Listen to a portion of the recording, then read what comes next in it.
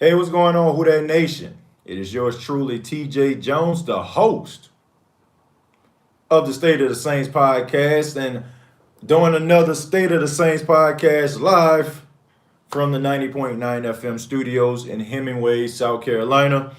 And we're going to be talking about sophomore slumps. That's right, we're going to be talking about New Orleans Saints players that are going into their second year. And I like to call this sophomore slumpers and sophomore thumpers. All right. So we all know what a sophomore slump is. And for those that don't know, don't really follow sports and never really heard of the term, sophomore slumps are basically guys that really had solid rookie seasons, but in their second year, because they got film on these guys, because teams can actually evaluate these players, all of a sudden, their production drops off.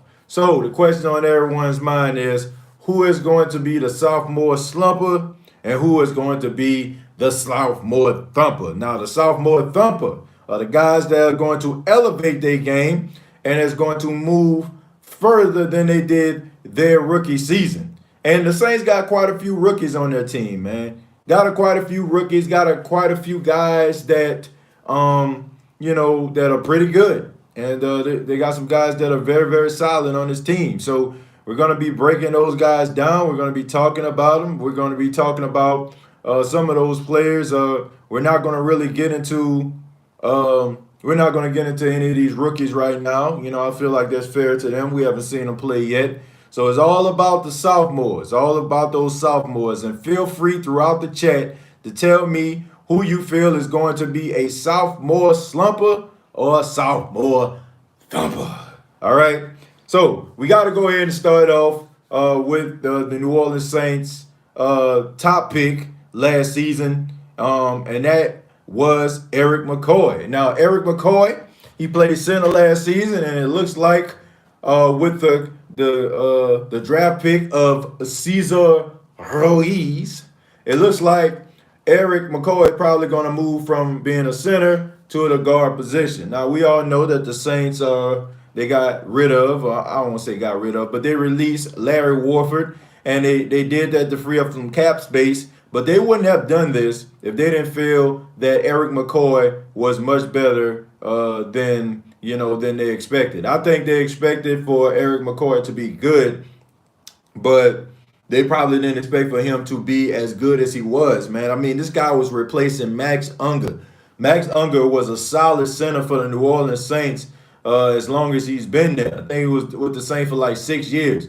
So Max Unger has done an outstanding job, and he decides to retire. And Eric McCoy comes in, and there's not much of a drop-off at the center position. So he did a really good job. He got to be excited about moving to the guard position, which I feel like he would be more happier to do. And I feel like he's a little bit more physical than Larry Warford is. I feel like Eric McCoy is a guy that is going to step it up this season. He's going to he is really going to embed himself into his new position. And I think he's going to do really, really well. Now, we're doing this rating from 1 to 10. And what I feel like, where their career is going to go in the sophomore season, I'm going to go ahead and give Eric McCoy an 8. I feel like he is going to be he is going to exceed expectations, man. It would not surprise me if Eric McCoy doesn't end up being like a all-pro type guard. He is going to be that good. I mean, pending injury.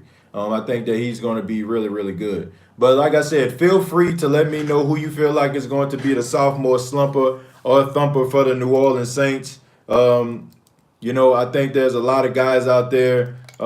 They probably feel certain ways about people that I may not feel that way. So feel free to comment and let me know what you guys think about those guys. So the first person we're going to start off with Eric McCoy, and right now I'm going to bring up the list so I can give you. I had the list earlier, but I ended up losing it.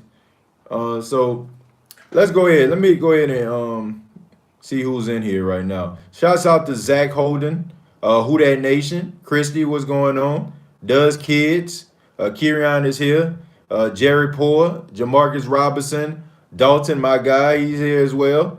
Thank y'all very much. Thank y'all very much for being a part, of the live stream. I know I just do this kind of, spontaneous, even though I've been doing it kind of regularly this week, but, just trying to give you all something, And right now I'm just looking at this list. Of course, I talked about Eric McCoy. I talked about is he going to be a sophomore slumper or thumper? I think we can clearly say he is going to be a thumper. No doubt about that. We're going to go ahead and move on to CJ Garner Johnson, the safety slash nickel corner out of Florida.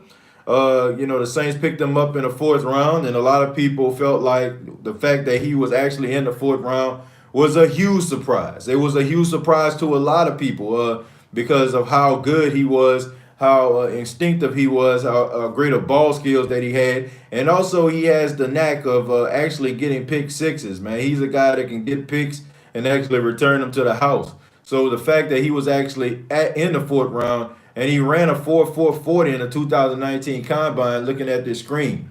So, C.J. Garner Johnson, look, man, I have to say out of the 2019 draft, I love this young man more than any of those other players. No disrespect to him. I think those other players that the Saints drafted are solid. But it's just something about C.J. Garner Johnson, man, his confidence, man, his belief in himself, the ability to let things go when he makes mistakes. And I say it always stuck with me on that 4th and 2 when George Kittle caught that pass, man. And he got beat on a play, and the next day, they asked him about the play, and he said, "I'm young, man. I'm gonna make mistakes." He said, "That ain't nothing," So that kind of stuck out to me, man. The fact that he has football amnesia, what I'm saying, and not the type, what I'm saying, that we all know about with the CTEs or anything like that. So I'm not trying to disrespect anybody. I'm just saying there's a difference between that type and football amnesia. Football amnesia is when you throw an interception. You don't let it linger in your mind. Or if you give up on a play, you don't let it linger in your mind. This young man right here is going to be a Saint for a very long time. It would be highly surprising to me if he don't end up being with the Saints for the duration of his career. I can see C.J. Garner Johnson with a C on his chest for a captain. I can see I know a lot of people, talking about Malcolm Jenkins and Marcus Williams, wrapping his arms around him and teaching him. But I feel like C.J. Garner Johnson is the one that's really going to benefit from Malcolm Jenkins because, to be honest with you, man, I feel like between Marcus Williams and C.J. Garner Johnson, I mean, their personalities are like night and day. And I feel like with Marcus Williams, and no knock on him, man, but,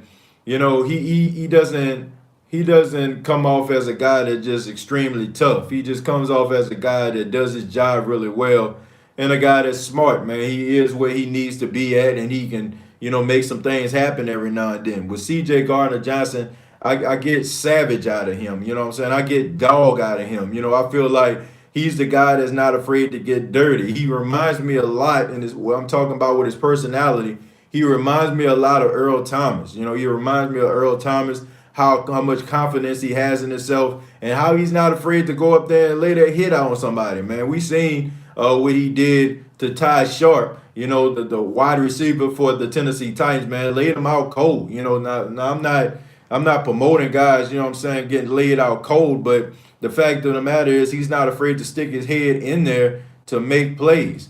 And I see Dalton just asked me, I'm looking at the screen right now. He's asking should C.J. Garner Johnson play in the nickel.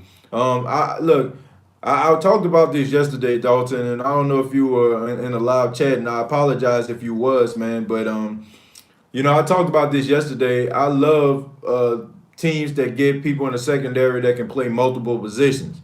And the fact that he can actually play in the nickel, he has enough speed to do that, and also play safety because he's not afraid to hit somebody. I feel like that pays dividends, and it also helps out the Saints tremendously. So, do I feel like he needs to stay at nickel? No, I don't. I feel like he's probably not going to stay at the nickel. I feel like he's probably going to play there every now and then, but I think he's going to be primary playing safety, man. You might see him in some blitz packages and stuff like that, kind of similar to how the Saints had Von Bell.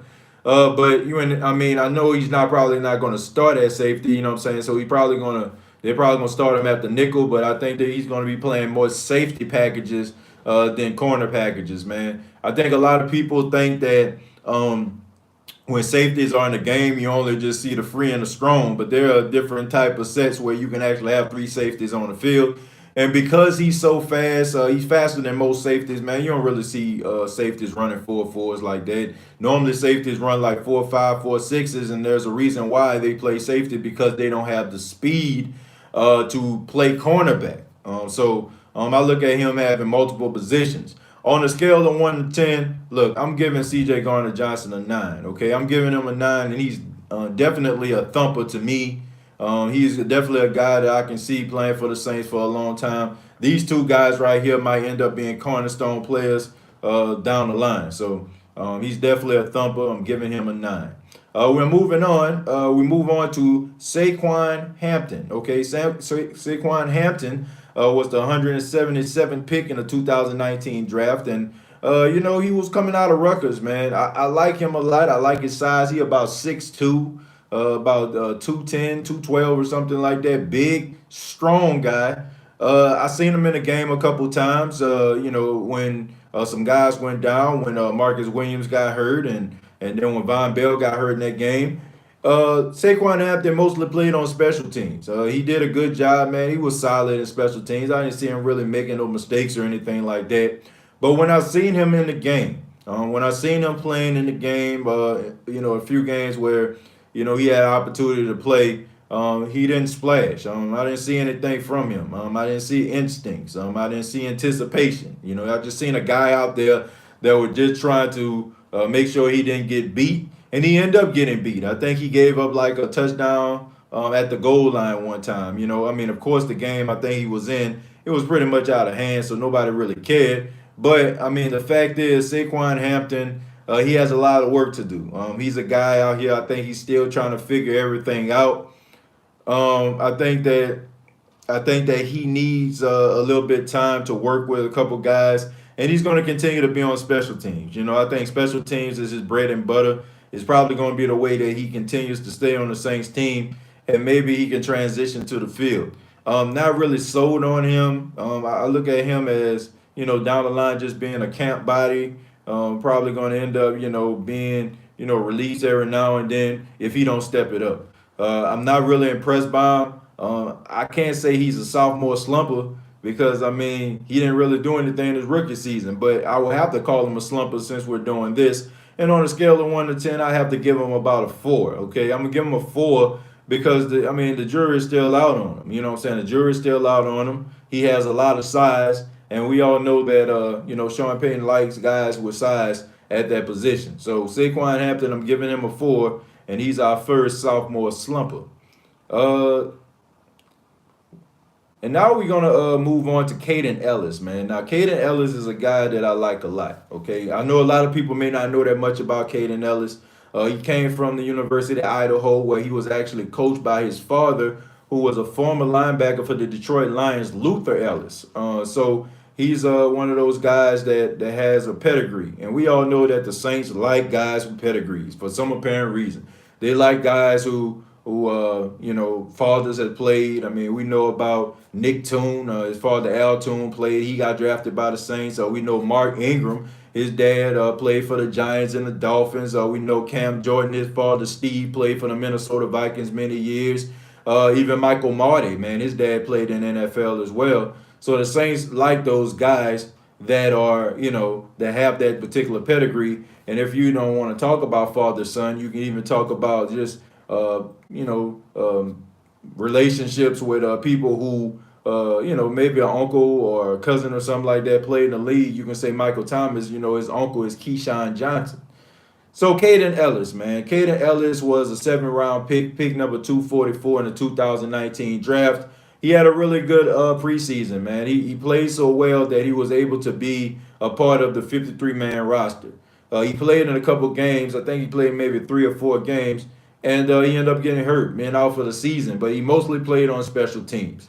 And a lot of people are concerned about, the linebacker position for the New Orleans Saints. But I really feel like Kaden Ellis is going to be a solid linebacker. Now, he's probably going to play on special teams, and he probably will be in a rotation for the New Orleans Saints. But I think that he's a guy that tries really hard. When he was at Idaho, I watched a little bit of film on him leading up to the draft once the Saints drafted him, I should say, right after they drafted him. I don't want to say leading up to it. I mean, I was watching other guys.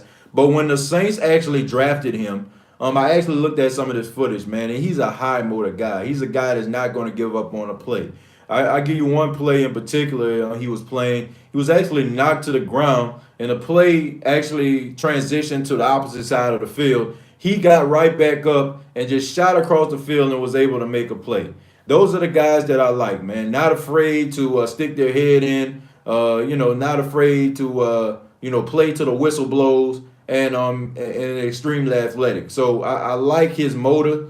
I think that being in the linebacker room, being healthy, being with the Mario Davis, being with Kiko Alonso, it might help him. Might help him transition to be a decent linebacker. Now, I'm not saying he's going to be a great linebacker. I'm not saying he's going to be the second coming of Luke Kuechly, or even on the level of Alex Anzalone. But I do feel like he'll have something to contribute to the New Orleans Saints, and I like it. I like him a lot. So I'm on a scale of 1 to 10. I'm going to give him a 5, and I'm going to say that he will be a sophomore thumper. So those are the draft picks. Of course, we know they drafted Alizé Mack, but he's no longer with the Saints. He actually, wow. I mean, how lucky do you have to be Alizé Mack? He actually left the New Orleans Saints and was signed by the Kansas City Chiefs, and now he's a Super Bowl champion. Wow. Wow, wow, wow. So Alizé Mack, man, it's not all bad for him, right? I mean, he leaves one team and becomes a Super Bowl champion. Dwayne, thank you very much for the 199, my brother. Thank you so much. He says, what's happening, TJ? Who that nation forever? Who that? Yeah, shouts out to Dwayne, man. Thank you very much for that 199. So if you all have any questions or anything like that, please feel free. This is just a topic that that I decided to talk about because, to be quite honest with you, man, we spend so much time talking about other guys, especially like the guys that are in the spotlight. We talk about the Michael Thomases. We talk about the Drew Breeses. We talk about the Kamaras and now Emmanuel Sanders and Jared Cooks and the defense. But we never really talk about some of these other guys who, can end up contributing to the success of the New Orleans Saints. So I want to talk about those guys. Now we're going to go ahead and move on to undrafted free agents. Okay, we're going to talk about some of these guys you probably are familiar with, and a lot of you guys are probably excited about some of these guys, man. I know you got to be excited about them. I know a lot of you all are wondering, what I think or about some of these 2009 undrafted free agents. And I was getting somebody say Deontay Harris. That's the reason why I didn't bring him up, because he wasn't drafted. He was an undrafted free agent. And since we're going to start off with him, of course, we're going to go ahead and talk about Deontay Harris, man. There was an article that came out about Deontay Harris, and they said how he can contribute to the New Orleans Saints this season. Now, I believe that Deontay Harris is the reason why the Saints decided to allow Ted Ginn Jr. to go. I feel like they think that he can be better than Ted Ginn Jr. And in my opinion, I think that he will be better than Ted Ginn Jr. Now, the longevity aspect of it all is up in the air. Okay, I don't know. Okay, I don't know how long he's going to play, but I do know that he possesses better skills than Ted Ginn Jr. First off, he's more elusive than Ted Ginn Jr. He's not as fast as Ted Ginn Jr. I will give Ted that. But he's a smart, tough guy. I mean, I can honestly say that Deontay Harris, he was probably one of the brightest spots in the 49ers game. I mean, I know a lot of people weren't paying attention to it because we were all upset about Jared Cook getting knocked out of the game because he had 2 receptions and 2 touchdowns. And we thought that maybe the 49ers played a little bit of thug, football with the Saints in the Superdome. But Deontay Harris did an outstanding job flipping the field. Okay? He was flipping the field. Okay, he was flipping the field. He was the reason why the Saints was actually starting with good field position. Every time he returned a punt, it was over the 50-yard line. So, and I think that the Saints like slowly started to bring him into the rotation on jet sweeps, deep passes down the field. We seen the one in a wild card game where Taysom Hill actually underthrew him, but he had to come back and hold up for the ball, and if you'll ever play wide receiver, that's like the hardest play in the world, where you're actually just standing there waiting for the ball to get there and know it's two things going to happen. I'm going to catch this ball and I'm going to get hit, or I'm going to catch this ball and I'm going to get hit. You know what I'm saying? I mean, there's no other way about it. I mean, you're going to get hit. So I think the fact that he's going to really be a solid wide receiver. And honestly, man, a lot of people are comparing him to Kansas City Chiefs wide receiver Tyreek Hill. Tyreek came into the league, but he was just a fast, speedy guy. Just was elusive. But all of a sudden, he turned into a credible receiver. So Deontay Harris, on a scale of 1 to 10, going to give this guy 8. He's definitely a sophomore thumper, and he is going to be a contributor to the team. Would not be surprised if at the beginning of the season, Deontay Harris is the number 3 receiver over Traquan Smith. You heard it right here. It would not surprise me if he is not that 3rd receiver in the rotation over Traquan Smith. Okay? So, moving on. Oh, yeah, we can't. Okay, you're saying, okay, Dwayne say I'll give him a 10. Okay, this is how we're going to do it. On special teams, definitely going to give him a 10. Okay, as a offensive player, I will have to go ahead and give this man an 8. Okay, we're giving him an 8. All right, we're going to move on. We got to talk about Lil Jordan Humphreys. Okay, the wide receiver out of Texas. 6'4", 225-pound wide receiver. Okay, we seen him in a couple games. He was deactivated. He was activated. You know what I'm saying? Like, man, I didn't know if it was a football player or S-curl. You know what I'm saying? But he was in the lineup. He wasn't in the lineup. And when he was in the lineup, he mostly did it as a guy that was just in there for blocking. He's a good blocker. I can say that about him. Wasn't really too many passes thrown his way. But he was in the game, man, and that means something. The fact that Lil Jordan Humphreys actually started over a few guys that were actually there in training camp. The guys that were actually a part of the team at the beginning of training camp before the rookies came in. I'm gonna have to give him some credit for that. I think transitioning from year 1 to year 2, he's going to get a little bit better. Now, I will say there are some conditions with Lil Jordan Humphreys, okay? Lil Jordan Humphreys needs to get a little bit stronger, and he definitely got to get a little bit better with his route running and his physical skills. I was very concerned looking at him play in a few games. It looked like he was timid out there. It looked like he was scared. It looked like the moment was just a little bit too big for him. He was doing some solid blocking. I would give him that, but you got to make sure that you're a part of the game, man. Now, I'm always concerned about Saints wide receivers, man, because when I don't know if it's just the fact that Sean Payton don't call their number or they just don't get open. I just know that throughout the years, Drew Brees threw these guys the football if they were open. It didn't matter who they were. I mean, it could have been Zach Line. It could have been John Kuhn. I mean, it could have been any of these other guys out there that were playing at positions you wouldn't even think would get the football, or people that you wouldn't even think get the football. But they were getting the football. So I'm just wondering to myself, is it what route running? Is it the inability to get separation? And I'm like, I understand that Lil Jordan Humphreys isn't that fast, but man, look who the standard is in New Orleans. I mean, it's Michael freaking Thomas. I mean, this guy basically they're like mirrors to each other when it comes to size. I feel like he needs to find the time maybe to talk to Michael Thomas, work out with him, see what he does, see the type of hand exercises that he may use in order for him to strengthen his ability to catch the ball. Lil Jordan Humphreys, I mean, the sky's the limit for him, and I feel like he's going to always have an opportunity pending injury because of his size, but he got to get a little bit more physical, man. So I don't think that he's going to be a part of the rotation going into year number 2. I think the Saints are going to probably end up getting somebody else that I'm going to talk a little bit later on in there. But on a scale of 1 to 10, I'm going to go ahead and give Lil Jordan Humphreys a very disappointing 3.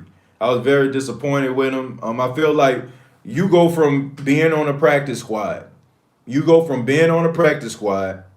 And you get activated. Okay? I mean, so many other guys could have been in your position.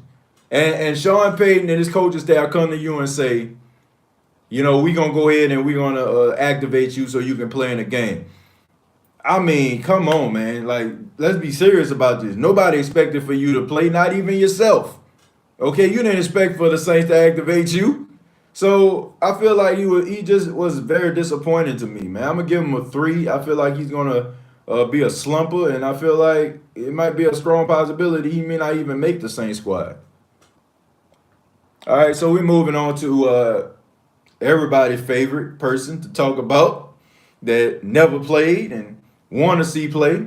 That's Emmanuel Butler. Emmanuel Butler, wide receiver, 6'4", 230 pounds, Northern Arizona. I must say, I was very disappointed at the fact that Emmanuel Butler did not take the field last season. And I know Sean Payton. We all know that Sean Payton is petty. We know that he's selfish. We know that he don't want anybody to to question anything that he does. We all know these things, right?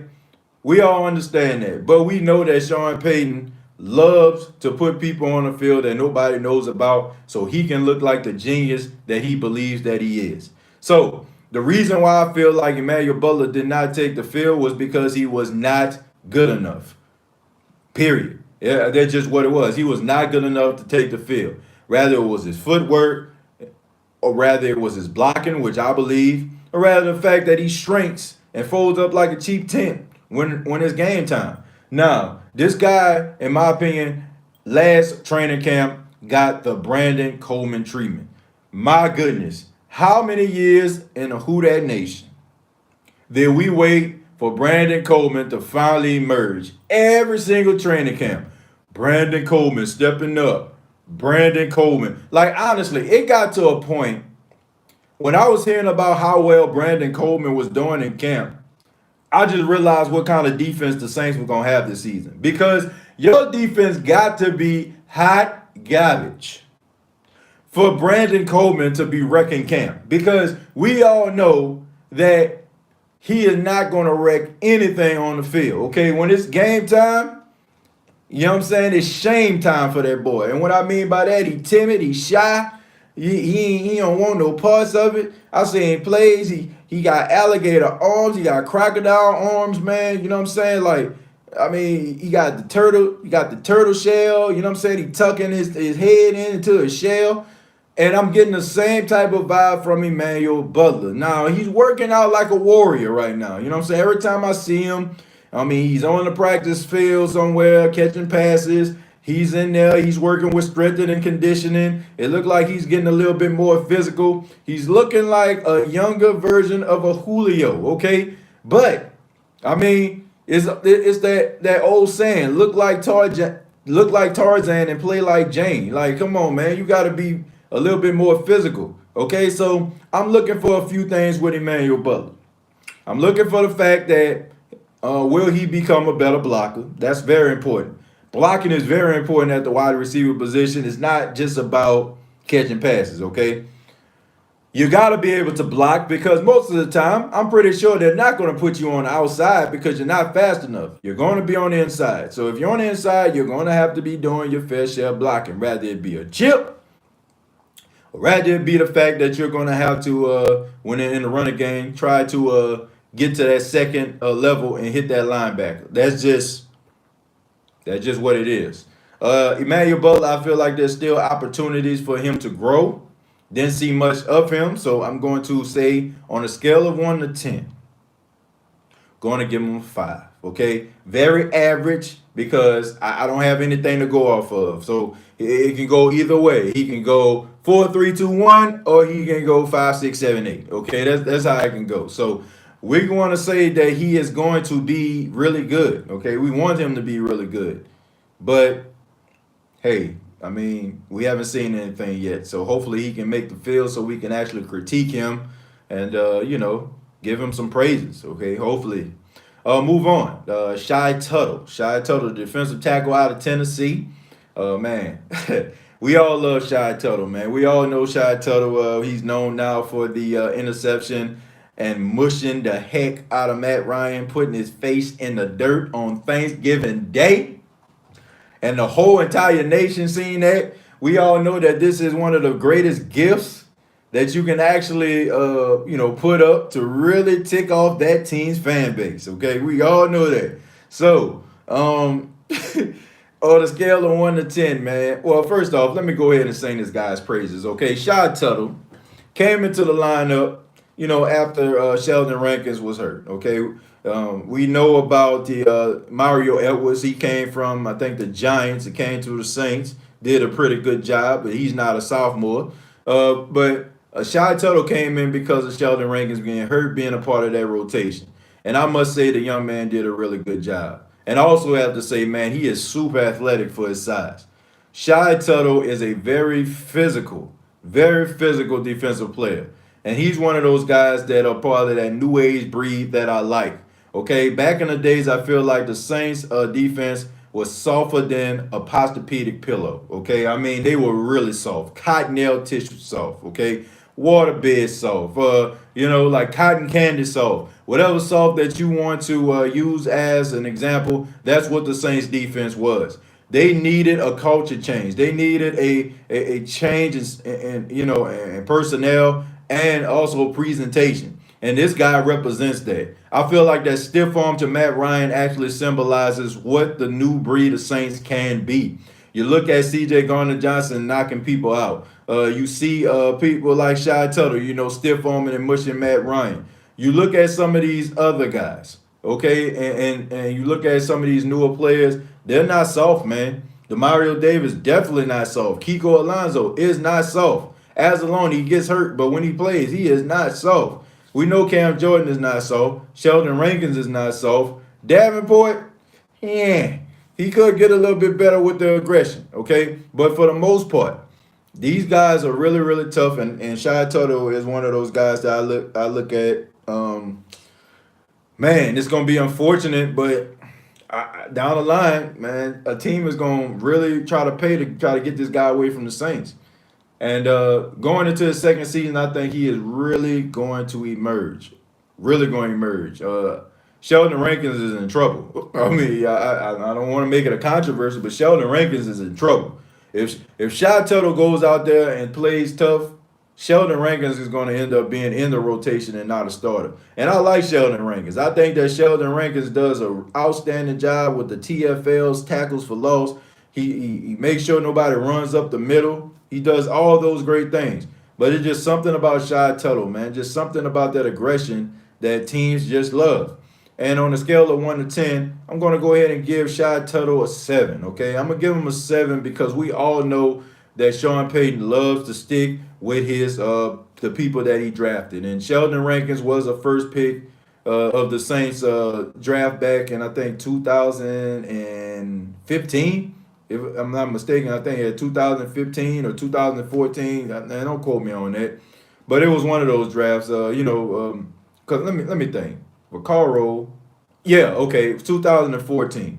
2014 draft, when they got him. So you know that they like to stick with their players. They like to stick with their guys. So that's the reason why I'm giving him a 7 and not an 8 or a 9 or anything like that, because I feel like he's still going to be a part of the rotation because Sean Payton is not going to want to willingly give up on him. So, and those are the guys, man. Those are the guys that I saw last season that kind of stood out. I didn't mention a couple more rookies because, quite frankly, I don't really see them making a team. So it's probably just going to be some camp bodies somewhere. Hopefully, these guys really step it up and, they do some of the things that we need them to do. I always enjoy watching young players emerge and develop, man, even like when they go through some of those growing pains. We talk about Michael Thomas right now and how great of a player that he is, but I can remember that that game against the Denver Broncos when he fumbled the football 3 times. I mean, I know y'all. Some of y'all probably remember that game because that was that game where Will Lutz missed that field goal and the Denver Broncos ran up the sideline for the touchdown. I mean, or for the 2-point conversion. So, um, so I mean, it took some time for him to get where he needed to be. So those are my guys, sophomore slumpers and thumpers. I would love to hear from you. So I'm gonna go ahead and read some of your comments before I get up out of here. You're right, TJ. There's no lie about Sean Payton. Yeah, Sean Payton just loves to stick with his guys. He almost sold us in the playoff game against the Panthers. He fumbled twice. Yeah. I like Sean Payton, but sometimes I get sick of his ways. Yeah, I think we all do. I think his arrogance gets the best of him sometimes. I'm looking forward to see how Butler does in preseason. Dalton, I agree with that. But like I said, man, you gotta play. You gotta play like you play in practice in games. Okay, you gotta go out there and you gotta perform, man. Like if you just out there, you just a good practice player.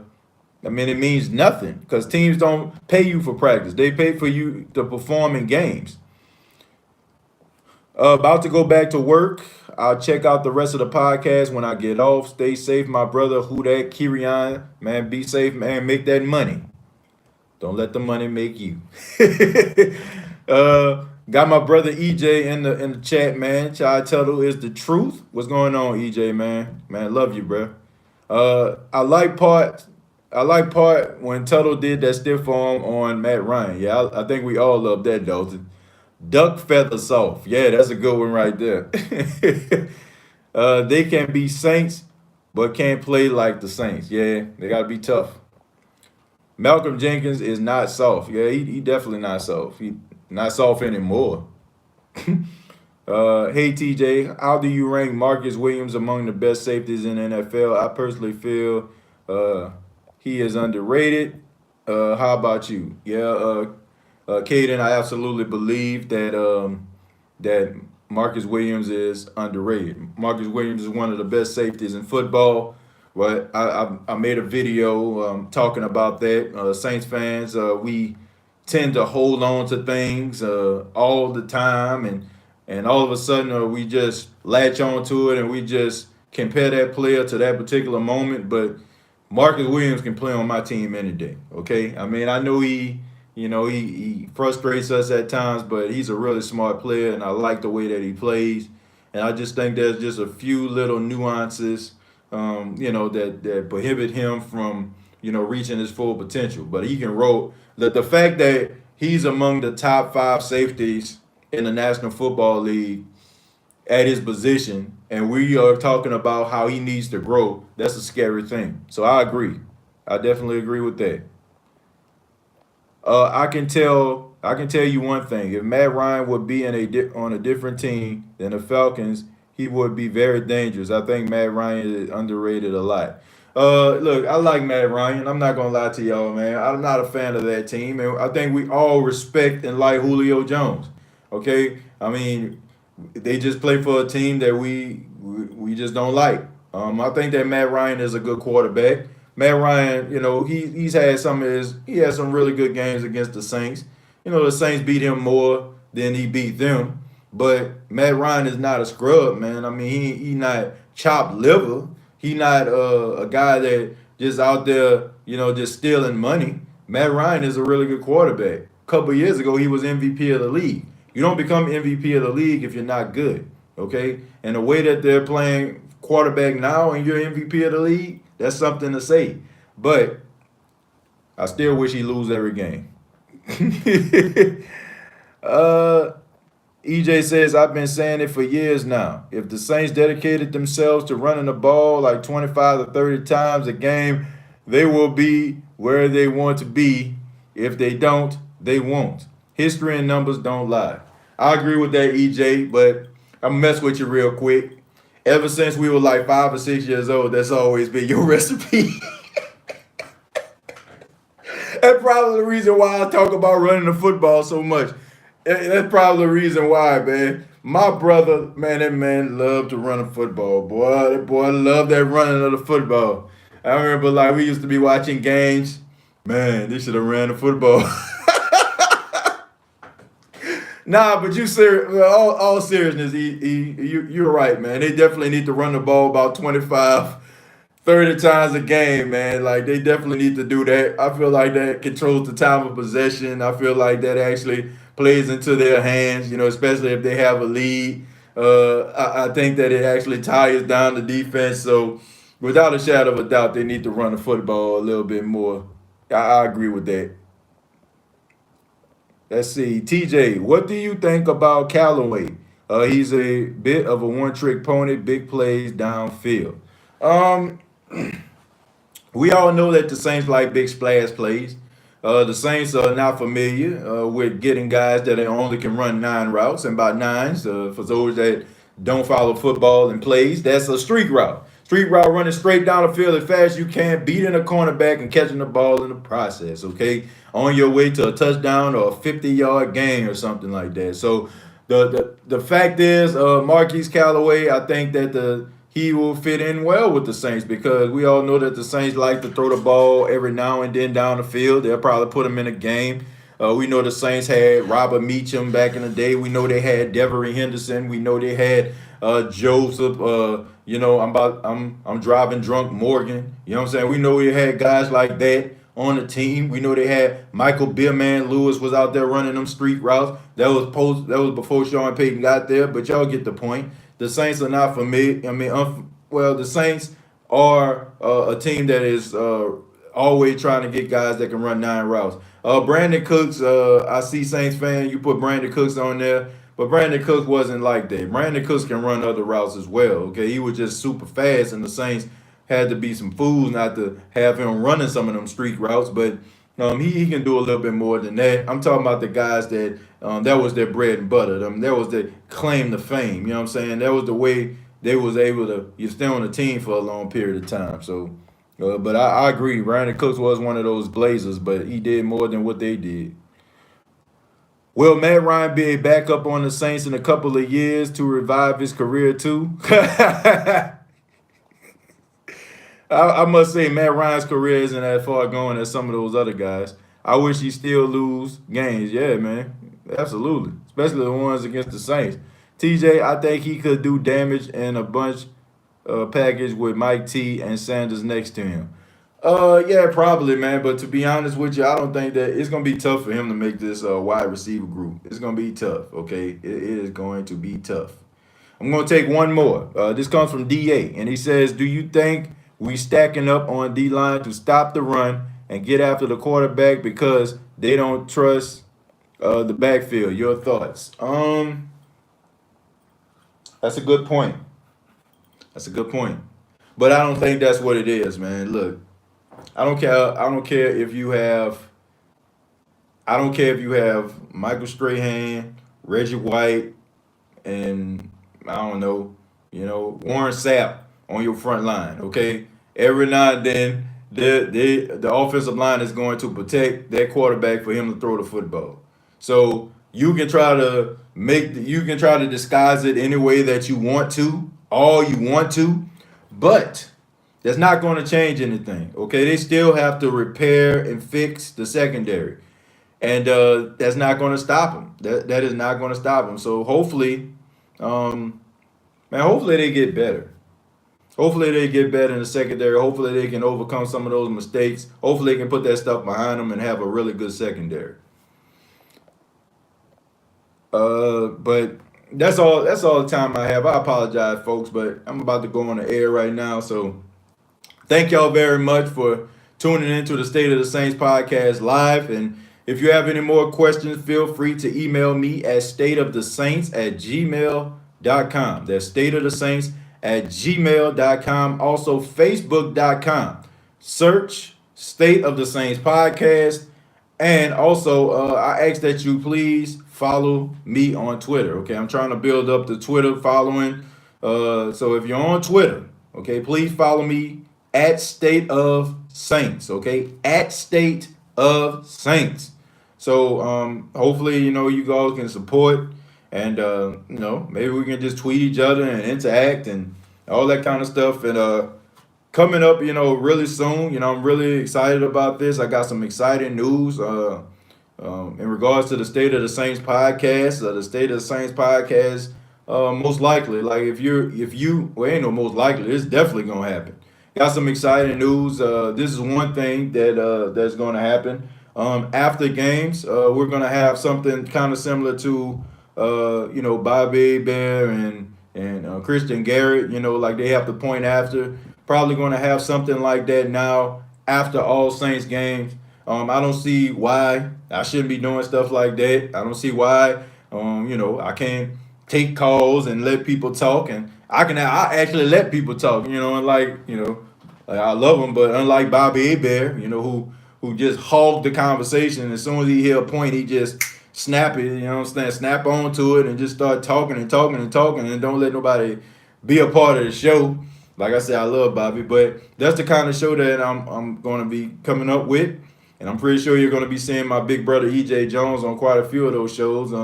He probably going to end up being my co-host. He don't know that yet. He probably just finding out just now, but but we probably most likely going to work as a dynamic duo, man. Take it back in the days like when we were talking sports. Probably going to end up doing something like that after every Saints game. And hopefully, man, just get you to an awesome level of entertainment, man. Like I said all the time, reason I think that, a lot of people, listen to me, I'm smart enough to know where I actually got that from. And my brother is one of those people, My brother is one of the main reasons why I like sports, why I love the Saints so much, why I have so much passion for different teams. So, definitely be interesting to work with him and also to work with some of you as well, man. Like, I know some of you have been asking me to get other fans on the show and stuff like that. Man, I'm working on all that. It's just a matter of just getting resources in order to make that stuff happen. So that's the reason why I kind of cut back on like phone calls and stuff like that, because I felt like I didn't really have a routine. And, I don't want to just give you all like just anything, okay? Because you deserve better than that.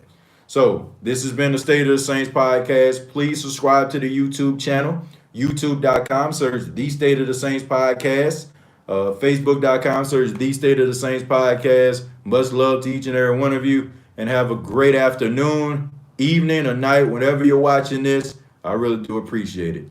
Till next time, all I got to say is, who dat?